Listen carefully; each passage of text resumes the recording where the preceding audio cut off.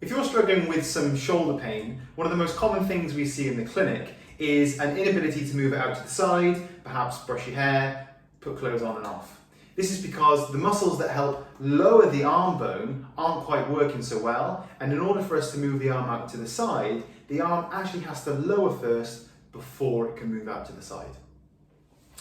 So one way we'd test for where the problem's actually coming from in clinic, and maybe you could try this at home. So if I bring Gareth in here, if he's having problems moving his arm out to the side here, what you might want to do is try and come behind and just try and raise the neck ever so slightly.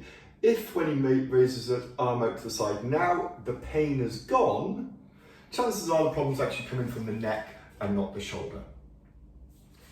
So if you found that lifting the head improved the pain in the shoulder, you can check out the links that you can see here to our neck mobility and also mid-back mobility movements that should create some more movement in those areas and hopefully actually free up the shoulder. Finally, if you find that when you traction the head here that the movement in the shoulder hasn't improved, then one of the options that you may choose to use is actually testing directly the muscles that are responsible for bringing the shoulder down.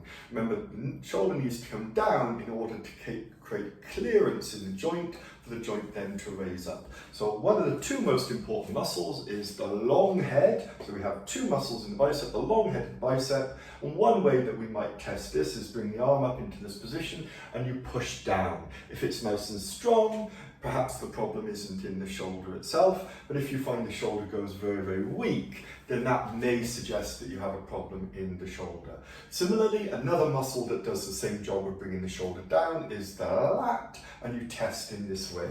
So we just turn the wrist towards the hip and try to pull the arm out. If it gives way immediately, again, it may suggest that we have a problem in the shoulder. In that case, you may benefit from ringing the clinic and speaking to a practitioner or arranging an appointment so we can have a more thorough consultation.